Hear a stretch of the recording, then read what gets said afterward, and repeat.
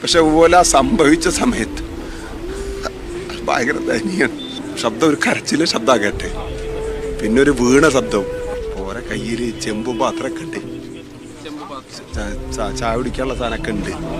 ഈ നിങ്ങൾ കാണുന്നത് എന്താണ് അപ്പോൾ സംഭവിച്ചത്? നമ്മളത് കാണുന്നത് ഇവരെ 16-ാം വളവെന്ന് നമ്മൾ ഇവരെ കണ്ടിട്ടുണ്ട്. 16-ാം വളവെന്ന്.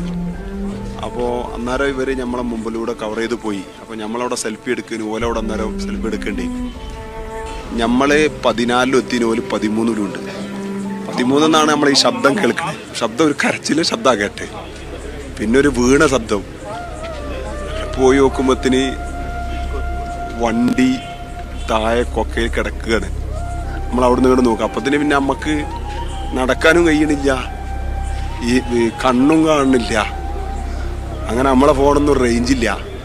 ഫസ്റ്റ് അവിടെ എത്തേണ്ടത് ഫോറസ്റ്ററാണ്. അങ്ങനെ അവിടെ നിന്ന് ഒരാളെ ഫോൺ വാങ്ങിയിട്ടാണ് നമ്മൾ ഫസ്റ്റ് ഈ മീഡിയാസിനെ റിപ്പോർട്ടറെ വിളിക്കണേ, ഒരു സംഭവം ഇവിടെ നടന്നിട്ടുണ്ട് എന്ന് പറഞ്ഞിട്ട്. അത് ശരിക്ക് തമിഴ്നാടിനെ അതിൽ എടുത്തു പറയണം. കാരണം ഓലെ എല്ലാ ഡിപ്പാർട്ട്മെൻറ്റും പെട്ടെന്ന് തന്നെ എത്തി. പിന്നെ എനിക്കറിയാത്ത മലയാളികൾ കുറേ ഉണ്ട്, അവരൊക്കെ അവിടെ ഉണ്ടായി.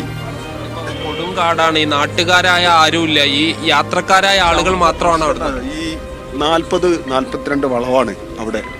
ഈ 42 വളവിൽ ഈ 23 കഴിഞ്ഞാൽ 23 കഴിഞ്ഞ് കഴിഞ്ഞാൽ പിന്നെയുള്ള 7 വളവ് ഭയങ്കര ഹൈ ഡേഞ്ചർ വളവാണ്.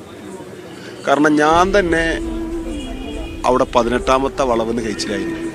കാരണം ഞാൻ ഇറങ്ങി വരുമ്പോൾ ഒരു ലോറി കയറി വരുന്നുണ്ട്. പക്ഷെ ഞാൻ ഇപ്പുറത്ത് കൂടെയാണ് എടുക്കേണ്ടത്.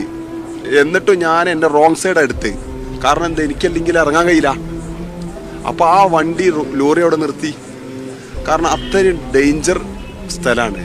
ശരിക്കും സർക്കാർ ചെയ്യേണ്ടത് വലിയ വണ്ടിനൊന്നും എന്ത് ചെയ്യരുത്, ആ റൂട്ടിലൂടെ കടത്തി വിടരുത്.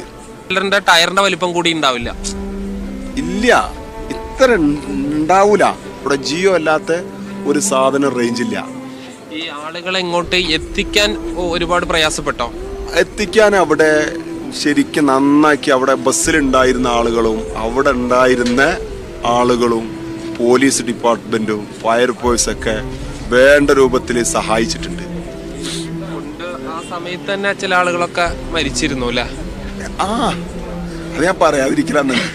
എങ്ങനെയാണ് അവര് വയ്ക്കുന്നത് ഇപ്പൊ എനിക്ക് മീഡിയാസിനോട് പറയാൻ എനിക്ക് താല്പര്യമില്ല. അത് ഞാൻ പറയില്ല. അത് നമ്മൾ മനുഷ്യരല്ലേ.